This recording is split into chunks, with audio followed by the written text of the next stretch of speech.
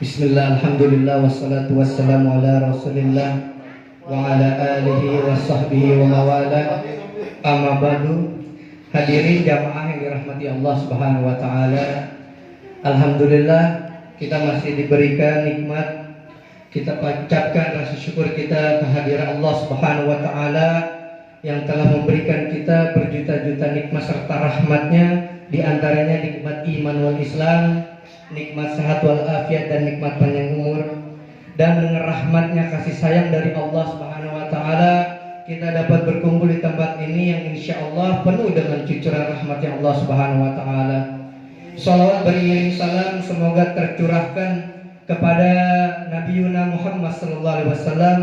Semoga kita dan para pengikutnya mendapatkan syafaatul uzmah di yaumil qiyamah. Amin amin ya rabbal alamin. Yang saya hormati yaitu manajer kita Pak Roni dan supervisor beserta jajaran stafnya. Semoga kita yang kumpul di tempat ini selalu diberikan keberkahan dari Allah Subhanahu wa taala. Untuk mempersingkat waktu, Al-Fakir akan menyampaikan sebuah firman dari Allah Subhanahu wa taala yang berbunyi, Bismillahirrahmanirrahim. Ya ayyuhalladzina amanu kutiba alaikumusiyam kama kutiba alal ladzina min qablikum la'allakum tattaqun. Di dalam firman Allah Ta'ala, Allah menjelaskan, Ya ayyuhalladzina amanu, hai orang-orang beriman. Allah mengatakan ya ayyuhalladzina amanu, bukan ya ayyuhalladzina amanus. Sebagai seorang insan, jadi kita orang-orang yang beriman, yang meyakini akan adanya Allah Ta'ala, kita diwajibkan untuk berpuasa sebagaimana sebelum orang-orang terdahulu. Agar apa? Agar kita bertakwa. Di sini Allah memberikan suatu keistimewaan buat kita, yaitu nilai takwa. Takwa ini apa? Takwa ini menjalankan perintahnya dan menjauhi larangannya. Alhamdulillah kita udah puasa udah berapa hari? Udah 12 atau 11? Udah 11 hari. Kita ucapin alhamdulillah. Bagi yang udah berpuasa selama 11 hari, kita bersyukur. Karena kenapa? Karena banyak orang di luar sana yang gak menjalankannya. Kita sesibuk-sibuknya diri kita masih bisa buat puasa. Berarti kita termasuk orang yang spesial. Karena gak mudah. Kita beda sama orang yang tinggal di desa. Kita tinggal di kota, banyak makanan di depan, orang pada jualan. Di desa mah biasa-biasa aja. Maka iman kita alhamdulillah terus bertambah. Lalu banyak amalan-amalan yang harus kita kerjakan, bukan hanya dilakukan dengan tidur. Betul? Ya. Jadi banyak amalan seperti apa? Seperti yang Rasulullah katakan, Abdulus sadaqati fi Ramadan. Paling utama sedekah yaitu pada bulan Ramadan. Nih, paling utama sedekah pada bulan Ramadan. Apalagi acara kita tuh buka puasa bersama dan santunan anak yatim. Kita bersedekah ngeluarin uang kita. Buat apa? Buat kita berbagi. Ada cerita. Dulu ada orang baru pertama kerja sebulan, dia gajinya 500.000. Terus pas dia pulang ambil duit dari kantor, tiba-tiba ada pengemis. Pengemis minta, Pak, bagi saya makan, Pak. Bagi saya buat makan. Tanpa pikir panjang, orang yang baru gajian melihat orang pengemis yang meminta-minta, langsung dikasih uangnya 500.000. Nih Pak, buat Bapak makan. Mungkin Bapak lebih butuh dari saya. Terus ada gimana?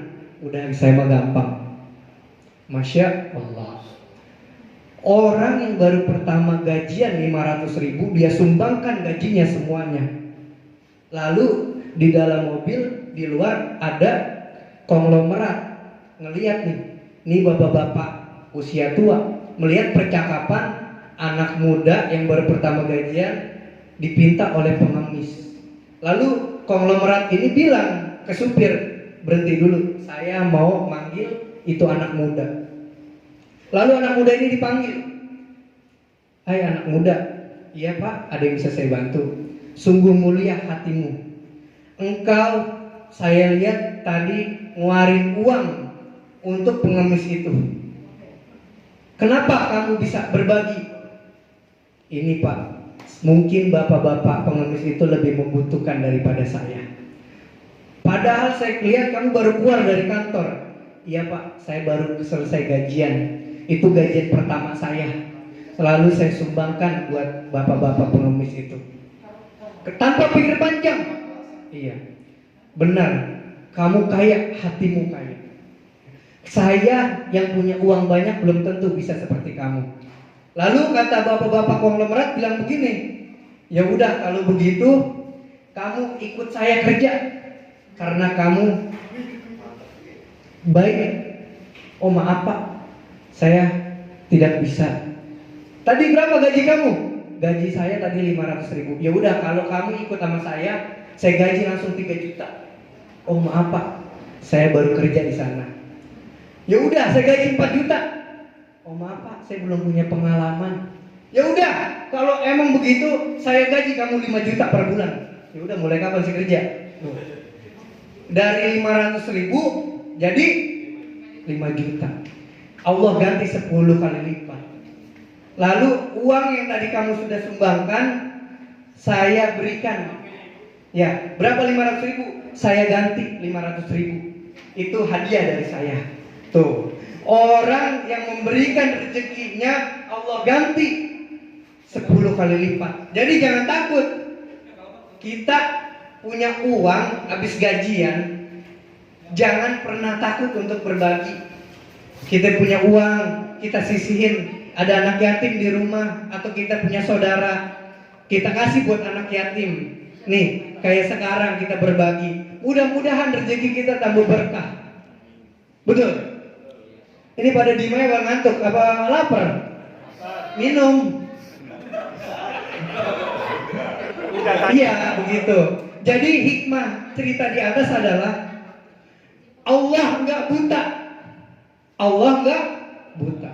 Allah Maha Pengasih. Jadi jangan pelit-pelit. Kalau buat pacarnya aja, lu mau kemana neng? Mau kemana lu neng? Ya kan, ayah mau nonton bang. Udah tenang, ya kan. Pas temennya bagi gua rokok apa? Minta mulu. Kopi. Lah kalau buat teman, kalau buat orang berbagi, apalagi kita lihat ada pengemis. Kalau kita punya duit di kantong ada 10.000, kita kasih. Jangan takut, ya kan? Kenapa? Bisa jadi uang yang kita kasih itu menjadi catatan kebaikan buat kita. Nah karena rezeki yang berkah itu dari pekerjaan kita nanti diperpanjang, dari usaha kita lancar terus, dari doa-doa kita dikit-dikit Allah ijabah. Berkat apa? Berkat sedekah. Maka nih pelajaran buat kita, jangan sampai kita punya gajian kita kepel karena ada di situ rezeki orang lain. Kita kudu ingat, kita punya saudara kali mungkin anak yatim, kita kasih, nih ada rezeki. Entar anak yatim itu yang kita kasih terus tiap bulan sampai bertahun-tahun. Suatu saat kita tua, kita nggak bisa apa-apa. Anak yatim yang dulu pernah kita kasih, dia nginget dulu tuh bapak-bapak yang tiap bulannya ngasih gue duit. Sekarang gue udah kerja, gue yang bakal ngasih dia. Kenapa? Keinget sampai dia tua. Tuh, sampai dia sekarang udah kerja dia keinget. Lantaran apa? Dulu bapak-bapaknya pernah ngasih dia. Sampai bapak-bapaknya lupa dulu pernah ngasih. Pak, ini saya ada rezeki buat bapak. Ya, dulu bapak, saya kecil bapak sering nyantunin saya dulu gak punya bapak, saya dulu gak punya emak, bapak dulu prihatin sama saya. Ini Pak, saya udah kerja, saya punya rezeki lebih buat Bapak. Dikasih. Nih Pak, saya ada 1 juta, tiap bulan 1 juta. Dulu waktu dia ngasih cuma 10.000, Allah ganti dia tiap bulan 1 juta. Lantaran apa?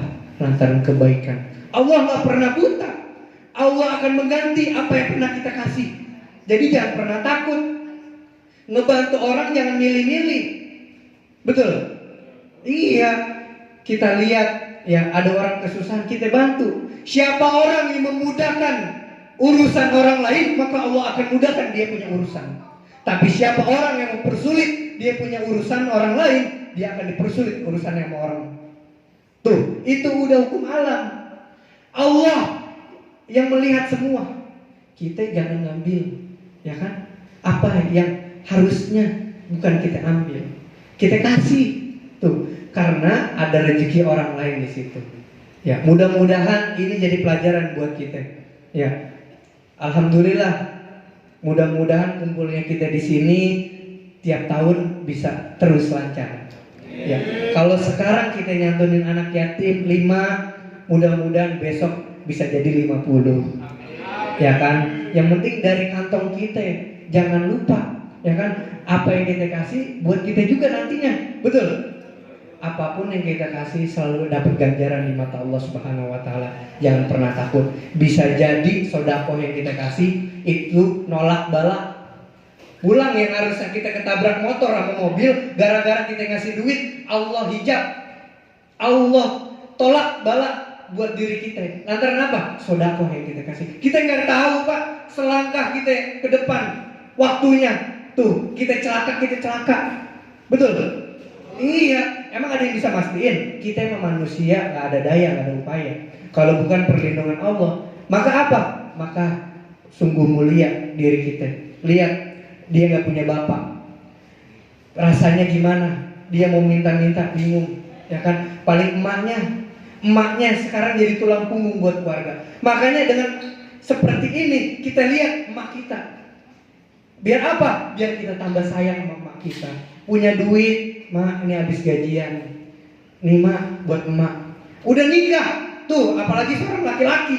Seorang laki-laki wajib masih dia ngasih kepada orang tuanya, walaupun hatta dia sudah nikah. Tapi seorang perempuan dia ngasih duit kepada orang tuanya, walaupun 1.000 atau 100 perak tanpa seizin suami, itu sama aja dia ngasih bara api neraka buat orang tuanya.